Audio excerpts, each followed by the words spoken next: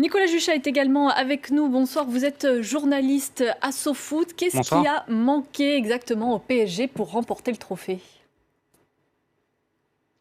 Un peu de réalisme parce que je pense qu'en première mi-temps, Paris a plusieurs occasions pour ouvrir le score et notamment Mbappé en toute fin de première période qui rate en fait de manière assez incompréhensible un but qui semblait tout fait. Ça, je pense que c'est très important. On ne doit pas manquer des opportunités comme ça dans une finale. Et je pense que Paris en fait a mal démarré sa seconde période. Je ne sais pas quel a été le discours de Tourelle à la mi-temps, mais on a très clairement eu une différence en début de seconde période.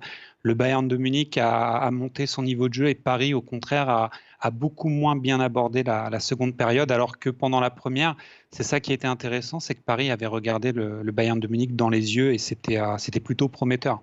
Est-ce que l'expérience du Bayern, le métier du Bayern ce soir a été déterminant?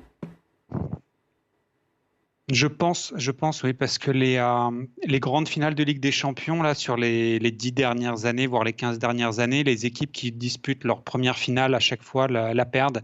Et on voit ça aussi dans le football international. L'équipe de France perd la finale de l'Euro 2016 et on dit souvent que c'est grâce à cette finale perdue qu'on a gagné la Coupe du Monde 2018. Je pense que Paris, là, en fait, a beaucoup souffert d'avoir en face un club qui est habitué le Bayern, c'était sa 11e ou 12e finale, la 6e victoire. Et je pense qu'il y a aussi pas seulement les joueurs qui ont besoin d'expérience, mais aussi le club pour savoir comment aborder une finale. Donc c'est forcément un élément qui joue. Certains disaient qu'au-delà des Parisiens, c'est la France entière qui devait vibrer ce soir pour le PSG. Est-ce que vous pensez que les Marseillais, les Lyonnais sont déçus ce soir ou plutôt contents de cette victoire du Bayern?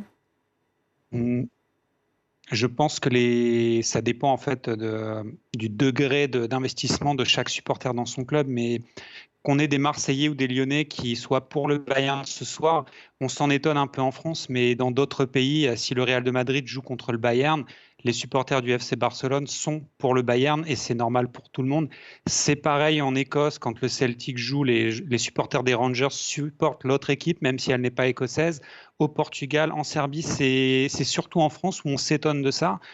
C'est l'équipe nationale qui est supportée par tout le pays, mais pour les clubs, en fait, moi, par exemple, je supporte n'importe quelle équipe française en Coupe d'Europe, mais c'est particulièrement normal, en fait, qu'un supporter de Lyon ou de Marseille ne supporte pas le PSG, puisqu'il y a une rivalité forte dans tout le courant de l'année. Donc, ce soir, je pense que les supporters de Marseille sont beaucoup plus soulagés que déçus, puisqu'ils pourront toujours dire qu'ils sont le seul club français vainqueur d'une Ligue des Champions.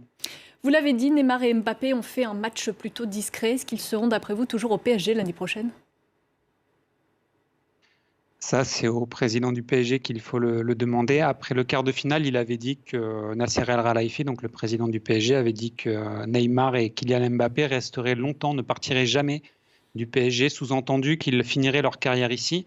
C'est compliqué de répondre à votre question parce que tout peut arriver. Il suffit qu'un gros club comme le Real mette l'argent et tout de suite l'un des deux peut partir. Moi, je pense qu'ils resteront pour deux raisons. La première, c'est qu'ils ont dû comprendre cette année qu'ils pouvaient gagner la Ligue des Champions au PSG. C'est possible. Et la seconde raison, c'est que le contexte économique post-Covid, enfin même pas post-Covid, Covid-19, fait que les gros transferts vont être beaucoup plus compliqués. Les clubs ont perdu beaucoup d'argent. Il y a beaucoup moins de rentrées. Donc moi, je parierais plutôt pour un maintien de Neymar et de Mbappé, voire même une prolongation de chacun des deux. Si on revient sur cette Ligue des Champions, est-ce que c'était malgré tout une belle édition? Ah oui, enfin, c'est une édition particulière par rapport au contexte du Covid. C'est une édition très belle pour les clubs français, puisque même Lyon en demi-finale, c'est exceptionnel. On n'avait pas eu d'équipe en demi-finale depuis 2017, Monaco, et Lyon avait été en demi-finale en 2010. Donc c'est quand même quelque chose d'assez rare en France. On n'avait jamais eu deux équipes françaises en même temps en demi-finale. Et la dernière finale remonte à 2004, c'était l'AS Monaco. Donc pour la France, oui, c'est une superbe édition. On a vu une équipe de Lyon qui a été impressionnante, une équipe du PSG qui a réussi à faire vibrer ses supporters, surtout un PSG qui a cassé le plafond de verre des quarts de finale et même la malédiction, la psychose des huitièmes de finale. Donc il y a beaucoup de positifs pour les clubs français. Et puis si on parle de manière plus globale, le format du Final 8, donc ces matchs à élimination directe à partir des quarts de finale dans une seule et même ville, Je pense que c'est une piste très intéressante à creuser pour l'UEFA, surtout si cette saison on joue des matchs à huis clos. Je pense que ce sera beaucoup plus intéressant de faire le même format Final 8. Nicolas Juchat, journaliste